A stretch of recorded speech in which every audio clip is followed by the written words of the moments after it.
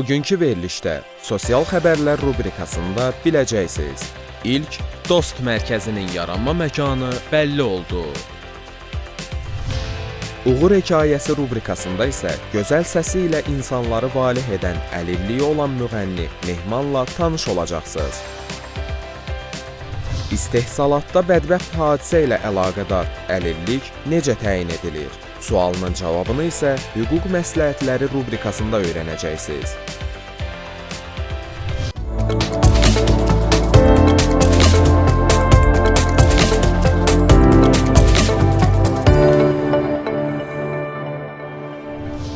Əhalinin məşğulluğu, əmək, sosial müdafiə və təminat sahələrində vətəndaşlara göstərilən xidmətlərin keyfiyyətinin yüksəldilməsi, şəffaflığın artırılması, elektron xidmətlərə keçidin sürətləndirilməsi, süründürməçilik hallarının qarşısının alınması məqsədi ilə Əmək və Əhalinin Sosial Müdafiəsi Nazirliyinin tabeliyində Dayanıqlı və Operativ Sosial Təminat Agentliyi yaradılır.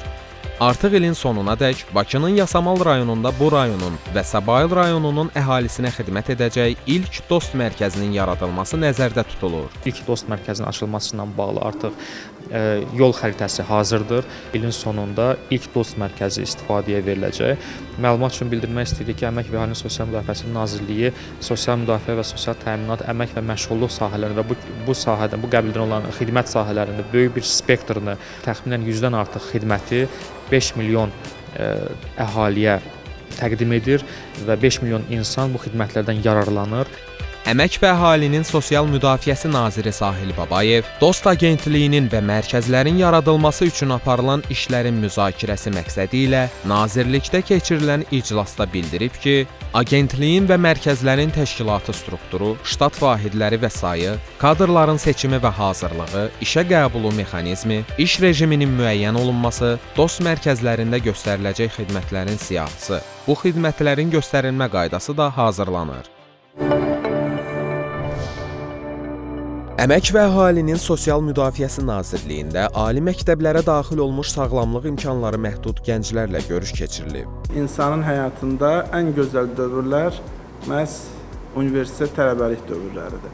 Düzdür, çətinlikləri olur, oxumaq lazımdır, imtahanlara hazırlaşmaq lazımdır, müəllimlər bəzən danlayacaq, müəyyən çətinliklər olacaqdır. Amma həqiqətən bir müddət keçəndən sonra görəcəksiniz ki, həyatınızın ən gözəl dövrü elə məhz bunlar idi, həyatınızda ən maraqlı, yadda qalan anlar onlar idi. Amma eyni zamanda həyatınızı müəyyən edən dövr odur. Çünki siz yaxşı oxusaz, bu sənətə, bu istiqamətə, bu elmə yaxşı yiyələnə bilsəz, əlbəttə ki, gələcəkdə parlaq mütəxəssislər olacaqsınız, gələcəkdə müxtəlif sahələrdə siz özünüz dəyişikliyə nail ola bilərsiniz. Və siz də göstərmişsiniz ki, siz buna qabilsiniz. Siz iradənizi ortaya qoymusunuz və hazırlaşaraq ali məktəblərə daxil olmusunuz. Əmək və Əhalinin Sosial Müdafiəsi Naziri Sahil Babayev ali məktəblərə daxil olmuş gəncləri təbrik edərək bildirib ki, ölkəmizdə əlilliyi olan insanlara, o cümlədən sağlamlıq imkanları məhdud gənclərə, onların sosial təminatının artırılmasına, cəmiyyətə inteqrasiyasına daim xüsusi qayğı göstərilib. Nazir diqqətə çatdırıb ki, sağlamlıq imkanları məhdud şəxslər üçün peşə reabilitasiya və uşaq bərpa mərkəzlərində yaradılan müasir şərait, dövlət başçısının sağlamlıq imkanları məhdud şəxslərin sosial reabilitasiyasına və cəmiyyətə inteqrasiyasına xüsusi qayğısının daha bir göstəricisidir. O qeyd edib ki, Azərbaycan Respublikasının Prezidenti İlham Əliyev və xanımı Mehriban Əliyevanın iştirakı ilə 2013-cü ilin dekabr ayında açılışı olan Peşə Reabilitasiya Mərkəzi fiziki məhdudiyyətli gənclərin reabilitasiyasında və cəmiyyətə fəal inteqrasiyasında əhəmiyyətli rol oynayır. Sonda isə nazir, ali məktəbə daxil olmuş sağlamlıq imkanları məhdud gəncləri diplom və mükafatlarla təltif edib. Sentyabrın 11-də Autizmlilərin idman klubları Autizmli uşaq, yeniyetmə və gənclər arasında Azərbaycan Xalq Cümhuriyyətinin 100 illik yubileyinə həsr olunmuş velosiped yarışı keçirilib. Dənizkənarı Milli Parkda baş tutan tədbirdə Əmək və Əhalinin Sosial Müdafiəsi Nazirliyinin mətbuat xidmətinin rəhbəri Fazil Talıbov və Respublika Olimpiya Velosiped Məktəbinin direktoru Faiq Qurbanov da iştirak ediblər. Tədbirdə bildirilib ki, sağlamlıq imkanları məhdud uşaq və gənclər dövlət tərəfindən hər zaman qayğı ilə əhatə olunur. Onların tibbi və sosial reabilitasiyasının yüksək səviyyədə təşkili məqsədi ilə müəyyən işlər həyata keçirilir. Qeyd olunub ki, Nazirlik autizm sindromlu sağlamlıq imkanları məhdud uşaqların cəmiyyətə inteqrasiyasının sürətləndirilməsi məqsədi ilə baş verəcək tədbirləri bundan sonra da dəstəkləyəcək. Sonra müəyyən edilmiş yaş qrupları üzrə autizmli uşaq, yeniyetmə və gənclər arasında velosiped yarışına start verilib. Bu yarışda Azərbaycan Əlil Velosipedçilər Klubunun üzvləri də handbike velosiped növü ilə iştirak ediblər. Autizmlilərin idman klublarına dəstək məqsədi ilə Nazirlik əməkdaşları da velo yürüşdə iştirak edib.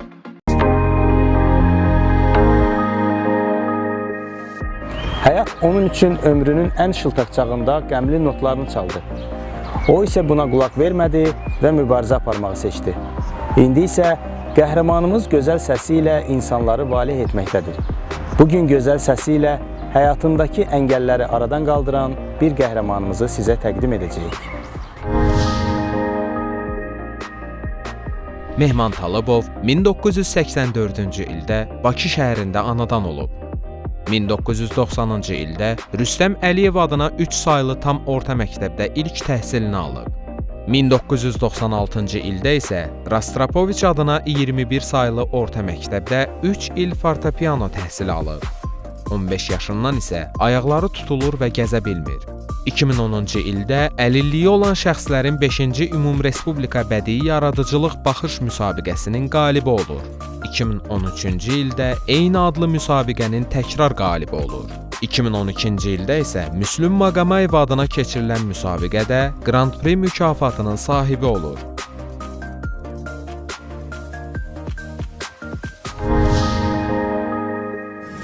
Ellerini üzüp menden yarın bir baş giden oldu. Ellerini üzüp menden yarın bir baş giden oldu. Can deyip can işileri bu ayrılık neden oldu? Can deyip can eşiderdik bu ayrılık neden oldu? Bu ayrılık neden oldu? Neden oldu?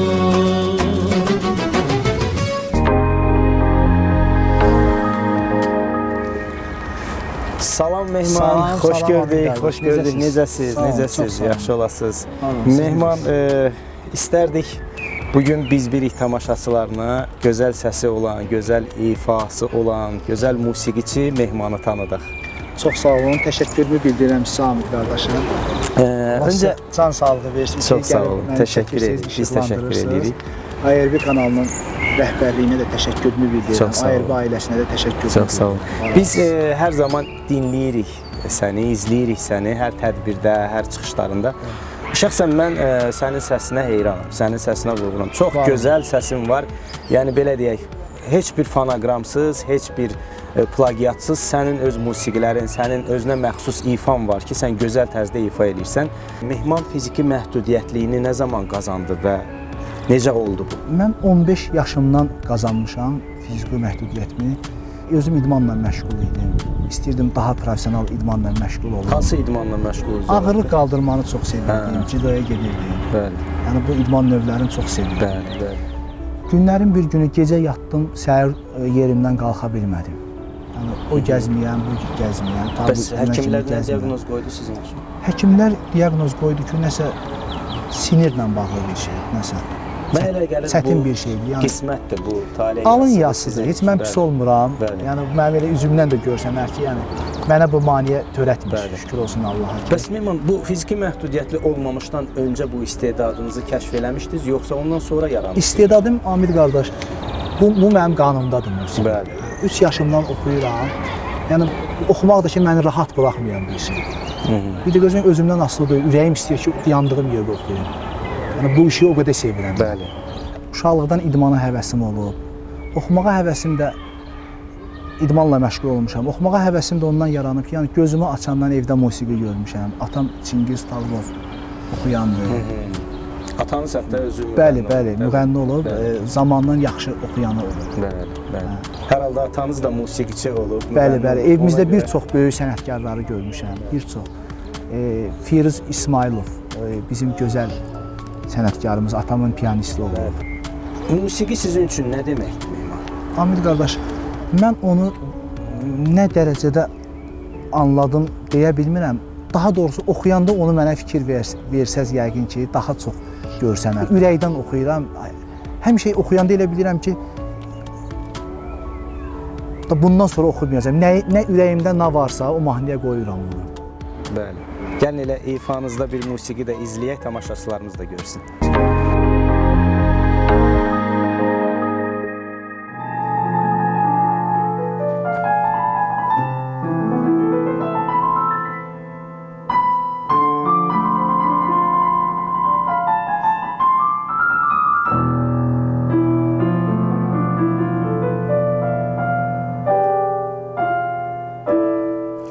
Əziz anam, şirin sözlü anam, qəlbin kövrək, eşqin solmaz bahar. Gülər üzlün, qara gözlü anam, hara getsən gözün mənə baxar. Əziz anam, şirin sözlü anam, qəlbin kövrək, eşqin solmaz bahar. Gülər üzlüm, qara gözlü anam, hara getsən gözün mənə baxar. Mənim görən gözüm sənsən anam, ömrüm günüm özüm sənsən anam. Lay lay dedin anam, lay lay dedin mənə, həyat verdin mənə əziz anam. Laylan hələ yaşar, laylan eller aşar, güneş kimin yana yanan anlar.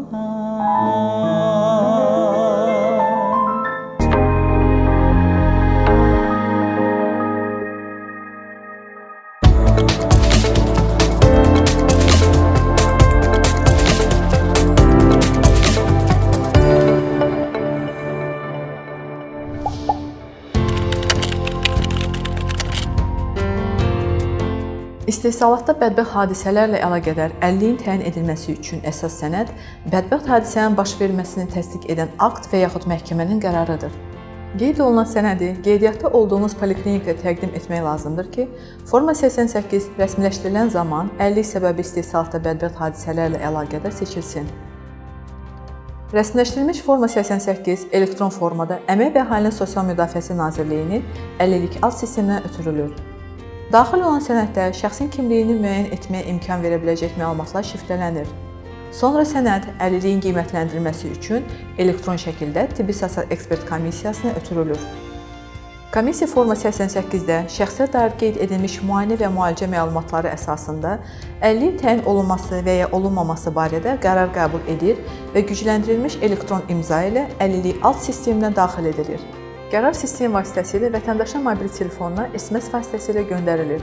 Əmək qabiliyyətini itirmə faizinin təyin edilməsi üçün hadisə baş vermiş işə götürən yazılı sorğusu ilə birlikdə bədbəxt hadisənin baş verməsini təsdiq edən aktı və yaxud məhkəmənin qərarını işə götürən yazılı sorğusu ilə birlikdə Dövlət Tibbi Sosial Ekspertiza və Reabilitasiya Xidmətinə təqdim edilir.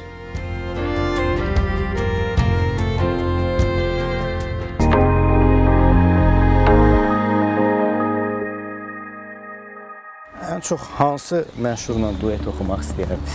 Oxumuşam mən Gülyanaq Məmmədova ilə oxumuşam. Allah Gülyanaq xanıma da can sağlığı versin. Aybəniz Haşimova ilə oxumuşam. Allah Aybəniz xanıma da can sağlığı versin. Rəhəngiz Musəvi ilə oxumuşam. Rəhəngiz xanıma da Allah can sağlığı versin. Onların üçü ilə də oxumuşam duet. İnşallah istəyirəm, ürəyimdə var ki, Aybəniz Haşimova ilə bir gözəl bir duetimiz olsun. Elə bir mahnı varmı ki, elə bir musiqi varmı ki, sizin həyatınızdakıları ifadə etsin sizə? Oktay Kazıminin bəstəsi var, Nə gəlməz oldum. O əsər mənim, sanki o əsəri oxuyanda elə bilirəm göylərdə uçuram. Nəsə bax, mənə belə bir qəribə bir hisslər gəlir. Bizə biraz ifa eləyə bilərsinizmi canlı-canlı? Həsrətin arayan saldı dağ dərə, sönən işıq oldum, batan səs oldum. Qayıt mənim gülüm, qayıt bu yerə. Ey mənim istəklim, nə gəlməz oldum. Qayıt mənim gülüm, yerbə yerə elə. Dərdli səhərlərin gecələri sən qayıt yerinə qoy. Ayı günəşi qayıt gözüm nuru, könlüm ateşi qayıt səhmana sal bu kainatı. Nə gəlməz oldum, nə gəlməz oldum.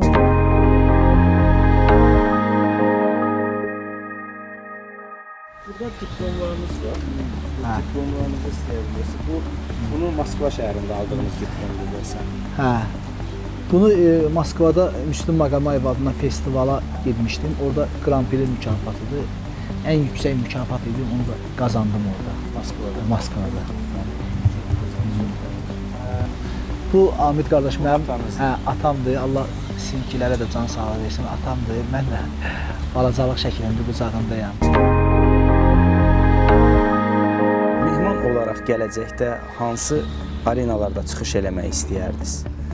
Mən istəyərdim ki, Amid qardaşım, mənim bu oxumağım yerdə qalmasın. Heydər Əliyev sarayında tək şəxsi konsertim olsun. Böyük səhnələrdə konsertim olsun. Ad alım. Ən böyük arzum odur ki, əməkdar artist, xalq artistinə adına layiq görülüm. Çox sevinərəm. Elə bilərəm ki, ayaq üstəyəm, gəzirəm. Bax, o dərəcədə sevinərəm. Biz də inanırıq ki, siz bu səsinizlə, bu ifanızla gələcəkdə həqiqətən belə bir ismə, belə bir ada layiq görülərsiniz. Və sonda bir sualım var sizə. Bizim verilişin ismi Biz Birikdir. Hekayələr ayrı olsa da Biz Birik. Mehman olaraq Biz Birik verilişi vasitəsilə ümumi fiziki məhdudiyyətli insanlara necə səslənərdiniz? Amid qardaşım, mən yenə də qeyd eləmək istəyirəm, sizə təşəkkürümü bildirirəm. Gəlib bizim kimi fiziki məhdudiyyətli insanları çəkirsiniz, bizim kimi istedadları çəkirsiniz. Mən onu demək istəyirəm ki, əlil uşaqları valideynlər adətən çoxları evdə sıxır, saxlayır, utanır, çəkinir. Ancaq utanmaq lazım deyil. Yəni, ola bilər ki, o uşaqların içində gələcəyin xalq artisti var, əməkdar artisti var, gözəl sənətkarı var. O sənətkar evdə qalır, boğulur.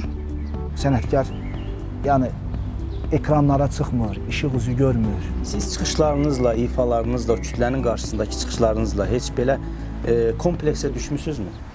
Yox, vallah, məndə elə bir kompleks olmayıb. Yəni heç oxuyan olmasaydım da heç məndə kompleks yoxdur. Yəni Allahıma hər dəqiqə, hər an şükür eləyən insanam. Yəni Allahın bu mənə verdiyi sonradan qazanılma olsa da, yəni bundan pis olmuram mən. Yəni məni tanıyanlar da bilir, ətrafım, yaxınlarım, hamısı bilir ki, mənim üzümdən də bilinər yəqin ki. Yəni hər kəsin bir istedadı var. O istedadı kəşf eləmək lazımdır. Bəli, əlbəttə ki, ona görə dedim ki, bayaqda evdə uşaqları saxlamaq lazım deyil. İşıqlandırmaq lazımdır, festivallara gətirmək lazımdır, qatılsınlar, iştirak eləsinlər. Bəlkə də onların içində gözəl sənətkarlar, bəlkə də xalq artistləri, əməkdar artistləri var, biz bilmirik. Sizə uğur arzuluyuruq. Çox sağ olun. Sonda istərdim bir ürəyinizdən keçən bir musiqini ifa edərsiniz. Mən səni araram, araram, gül çiçək sanaram, sanaram. Mən səni araram, araram, gül çiçək sanaram, sanaram. Mən səni araram, araram, gül çiçək sanaram, sanaram.